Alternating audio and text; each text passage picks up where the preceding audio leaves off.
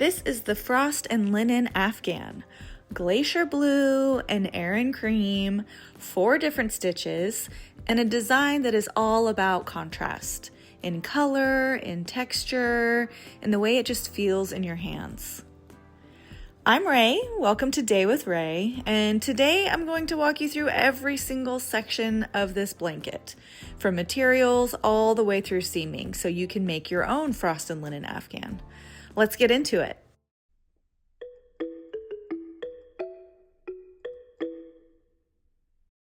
Glacier blue squares use the Berry and Alpine stitches, both of which are bold, 3-dimensional, really tactile, and you can feel them just looking at them. The aran cream squares use the Moss and Suzette stitches, which are smoother, more delicate, almost linen-like in appearance. So when you put them together in the grid, you get this beautiful push and pull, bold and soft, blue and cream. Every square is doing something a little different, and together they make something that feels intentional and cohesive.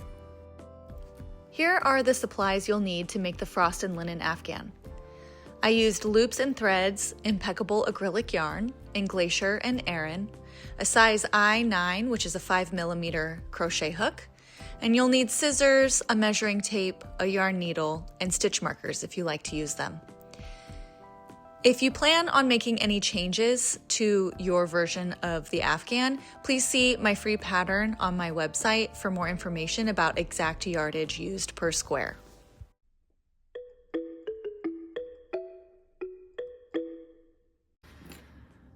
Start with a slip knot on your hook, and then you're going to chain 42. Once you have your 42 chains, we're going to start with row 1. For the first row, you're going to make a single crochet in the second chain from your hook. Now we're going to chain 1, you'll skip 1 chain, and you'll work a single crochet in the next chain. And we'll repeat this across. So chain 1, skip 1, and single crochet. Chain 1, skip 1, and single crochet in the next chain. And repeat this all the way across.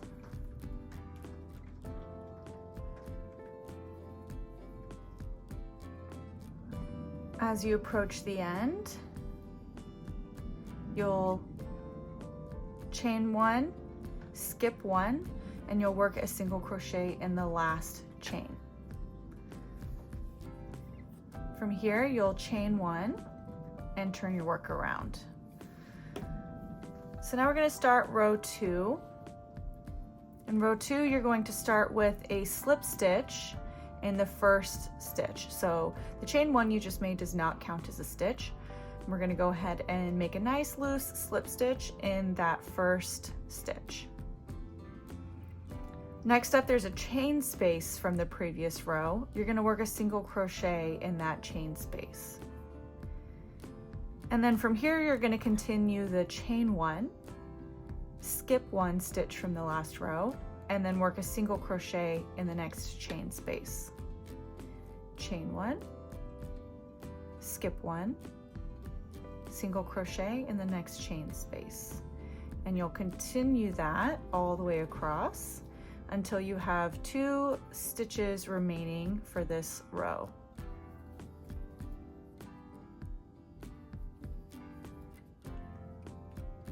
And as we're approaching the end of this row 2, we'll work a single crochet in the last chain space of the previous row, and in the last stitch, we'll work a slip stitch to finish the row. And we're going to chain 1, we're going to turn our work around.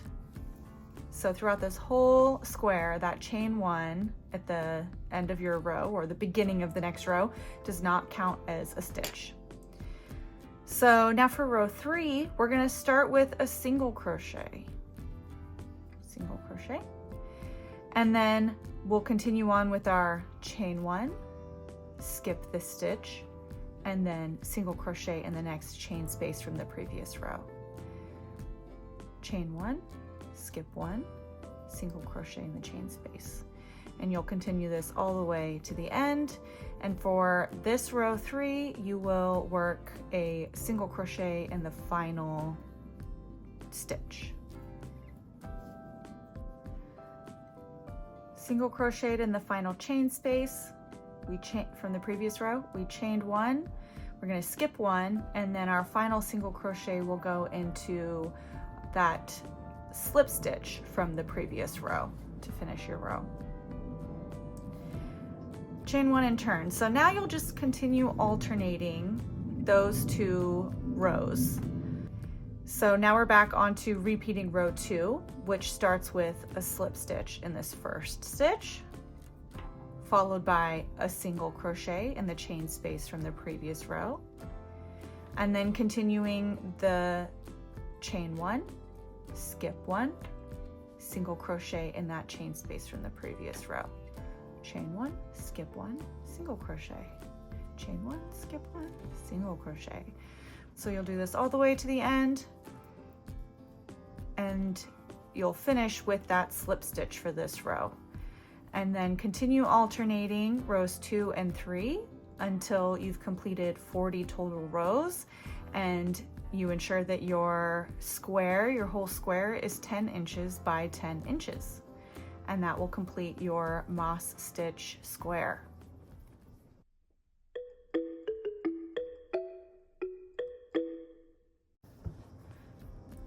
Make your slip knot on your hook and chain 32.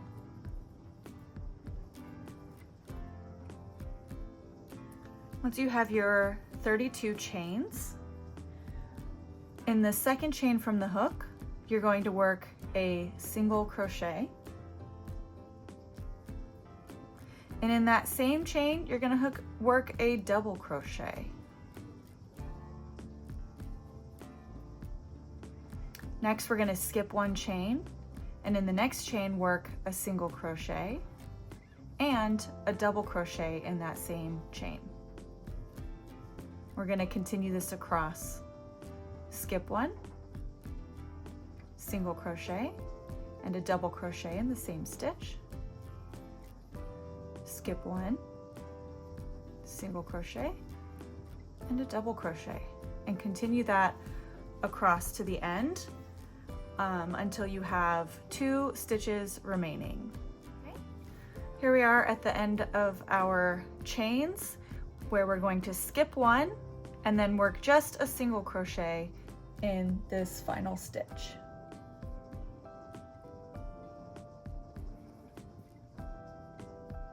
From here, we're going to chain 1 and turn. So the chain 1 for the whole Suzette stitch square will not count as a stitch. So we'll continue working at the beginning of our row in the first stitch. And this is just a 1 row repeat, so you will continue the same stitch pattern. So first, we'll single crochet in that first stitch, and then a double crochet in the same stitch. We'll skip 1, and we'll work a single crochet in the next stitch and a double crochet in that same stitch. Skip 1 stitch, single crochet and a double crochet. Skip 1, single crochet and a double crochet. And you'll continue all the way to the end. Here we are coming to the end of our row. We'll continue to skip 1, single crochet, and a double crochet in the next stitch. And now we have 2 stitches remaining, and here's where we will skip 1, and in the final stitch work a single crochet. Chain 1, turn your work, and continue this pattern until you have 26 rows completed, and you make sure that your square is 10 inches by 10 inches.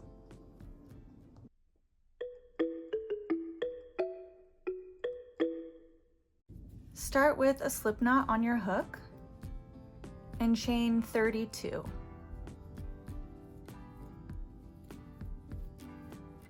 Once you've chained 32, you're going to work a single crochet in the second chain from the hook and in each stitch across for row 1. Okay, here we are at the end of our chains. For row 2, you're going to chain 1 and turn. That chain will not count as a stitch. So in the first stitch, you're going to place a slip stitch. Nice loose little slip stitch. And then we're going to make a berry stitch in the next stitch. And to do that, you're going to yarn over, insert your hook into the next stitch, yarn over and pull up a loop. And you're going to yarn over and pull through the first loop. The next step is to yarn over again, insert your hook into the same stitch, yarn over and pull up a loop, and then yarn over and pull through 1 loop that's on your hook. That leaves you with 5 loops on your hook, and you're going to yarn over and pull through all 5 loops. Chain 1, and then you're going to slip stitch into the next stitch. And that will create on the view side this nice berry that's popped out for texture. It looks really good. Okay, so then we're gonna do another berry stitch. So yarn over, insert into the next stitch, yarn over, pull up a loop, yarn over, pull through 1 loop on your hook. It leaves you with 3 loops on your hook. Yarn over again, insert your hook into the same stitch, pull up another loop, yarn over, pull through 1 loop on your hook, and now you've got 5 left on your hook. Yarn over and pull through all 5. Chain 1, and that finishes the berry stitch. And you'll slip stitch into the next stitch. And then you repeat this berry stitch, followed by a slip stitch all the way across, ending with a slip stitch in the final stitch. And here we come to our final berry stitch.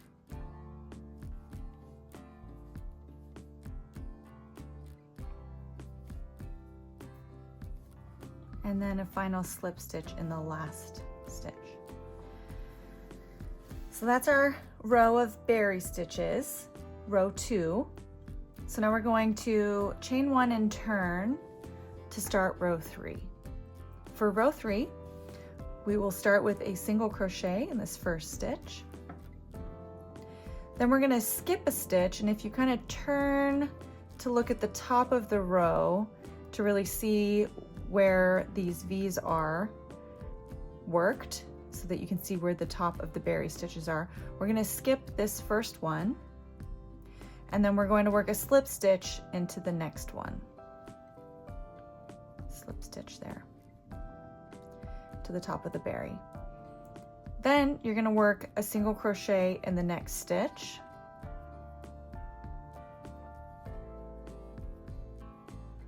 You'll skip one, and then you'll slip stitch into the top of the berry. And you'll repeat this process. So here's another single crochet, skip one, slip stitch, single crochet, skip one, slip stitch, and you'll continue this to the end of the row. Okay, then we skipped one, slip stitch, single crochet in this final stitch. There we go. Repeat rows 2 and 3 for 35 total rows, which will give you 17 berry rows, or until your piece measures 10 inches by 10 inches.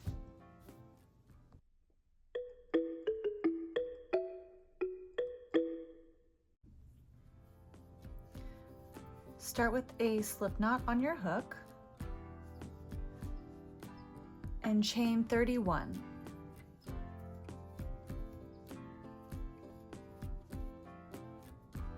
For the first row, work a double crochet in the 4th chain from hook. So 1, 2, 3, 4th chain from the hook, work a double crochet. Then you're going to work a double crochet in each of the chains all the way across.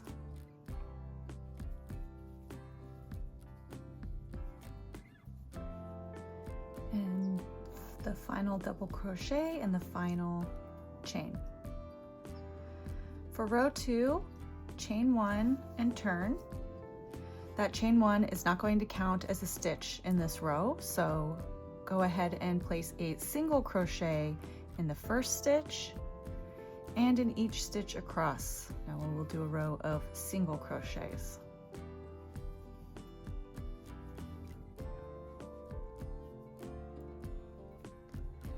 Okay, now we're working the final single crochet for that row 2. And then for row 3, we're going to chain 2 and turn. And that chain 2 is going to count as a stitch for this row 3. And this is where we will start the alpine stitch portion, which is the really textured part that pops at the front of this panel. And we do that by placing a front post double crochet in the following stitch 2 rows below. For the front post double crochet, you yarn over, insert your hook from the front around the back of the post, and then back to the front again, yarn over and pull through, and then finish as a normal double crochet. Yarn over, pull through 2, yarn over, pull through 2.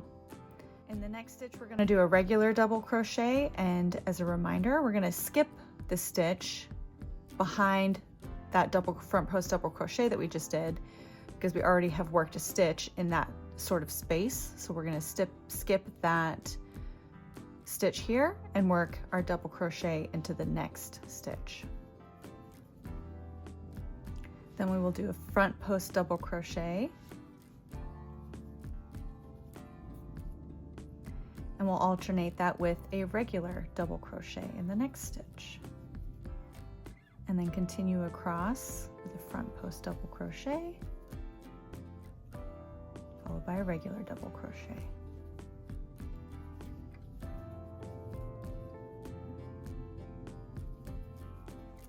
Okay, we're coming to the end here, where we have our final front post double crochet, and then we'll work a regular double crochet in the final stitch.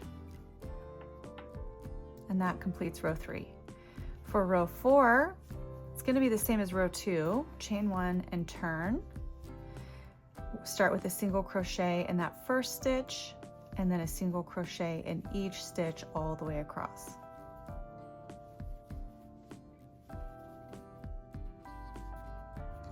And the final single crochet.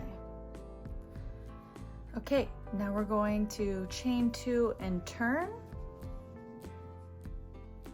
And this will be row 5. We're going to do front post double crochets again in this row, but you'll want to make sure that you're alternating with the previous front post double crochets that you did to get that traditional alpine stitch look. So in row 5, you have your chains at the start. This does count as the first stitch. So in the next stitch, we're going to do a regular double crochet here. In the third stitch is when we now start our front post double crochet. So again, yarn over, insert hook from front to back, wrap around the back of that double crochet from 2 rows below, yarn over, pull through, yarn over, pull through 2 loops, yarn over, pull through 2 loops. And that's your front post double crochet. And then again, skipping over that empty stitch from the single crochet the row before, because we've placed our front post double crochet in that space, we will do a double crochet in the next stitch. And then you'll continue alternating front post double crochet and a regular double crochet.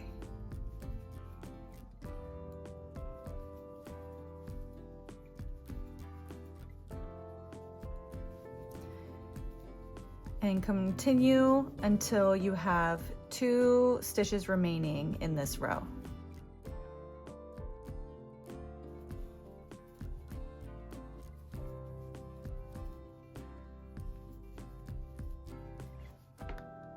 Okay, we're coming upon the last 2 stitches, so this will be our final front post double crochet, and then you'll work a regular double crochet in the last 2 stitches. You'll repeat the rows of alpine stitch until you've completed 29 rows, or until your piece measures 10 inches by 10 inches. It's time to get to seaming your panels together to create your finished Afghan product. So exciting. Here I have a layout for the blanket. It's 5 columns by 6 rows. That's your 30 squares total. And as you can see, the layout alternates in a very specific pattern. You can pause here, take a screenshot of this grid, or you can also find it at daywithray.com.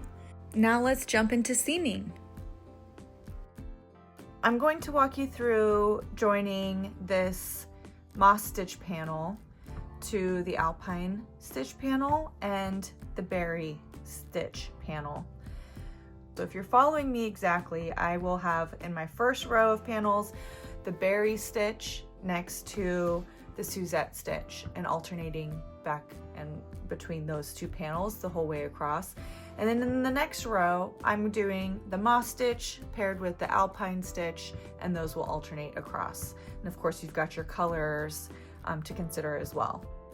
We'll be using the mattress stitch for both horizontal and vertical joins, but there are a little bit of nuances that I'd like to call out for you between joining horizontally, where you're joining the starting chain of one panel to the final row of another panel, and vertically, where you'll be joining the 2 ends of the working rows that you had done. So to seam your pieces together, you're gonna need a needle, a yarn needle of some sort, and some scrap yarn. And I've already gone ahead and joined at the corner here, my scrap yarn to the corner here. We're gonna pick the 2 pieces up so that the non-view sides are facing each other. You wanna make sure that your Berry stitches and your Alpine stitches, these are one-sided stitches, so the textures need to be front-facing on your blanket across all of your panels. You wanna make sure that you are keeping the view side on the view side as you seam these together, and you don't accidentally get one backwards. The Suzette and the Moss, those are 2-sided, so you don't have to worry as much about which side goes forward. That's just up to you. So looking at the top edge of both of these panels, we're going to insert the needle into the top of the stitches, and we're going to work between 2 stitches. So you'll go down between the 2 legs of this first stitch, and then come back up between the 2 legs, sort of that V shape of the next stitch. And then you'll just continue working, alternating between the 2 rows, following that pattern.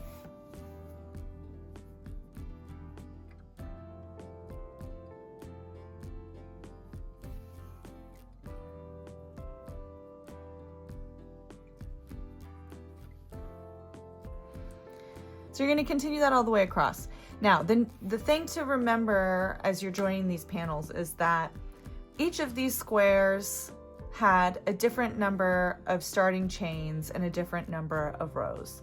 So while the squares should be 10 inches by 10 inches, so overall the length will be the same, it isn't necessarily a 1-to-1 ratio of seaming between 2 stitches on the moss panel and the same 2 stitches on the Berry stitch panel. So it's really going to be up to you to identify where to work, and in a way I feel like that's a little more freeing. So you're just gonna have to monitor and make some good decisions about where you work your joining yarns all the way across, And just as you go along, double check that your panels will end in the same location down here.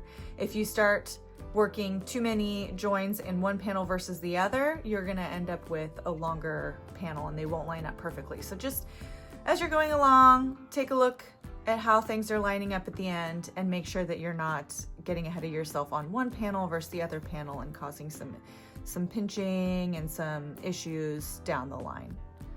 Okay, so now we've completed the horizontal seam. We're going to turn, and now I'll show you the vertical seam. So it's literally the same concept. The only nuance is that you won't have those clearly defined stitches that you get from the starting chain and the final row of a panel. Instead, you'll have the side of various stitch types depending on which panel you're joining together. So we've got rows of single crochets for the moss stitch, and then for the alpine stitch we've got alternating double crochets and single crochets. So it's not a one-to-one situation here, but you're just going to do the same general idea. Enter into the side of the stitches. And then my other piece of advice is to really continue to monitor how well you're lining up your panels so that at the end you do end with them the same distance. So just working into the sides of the rows here, sort of making it up as we go, which is totally fine, but this is how we're gonna get the crisp look of these panels joined together in a color blocking motif. Looking good.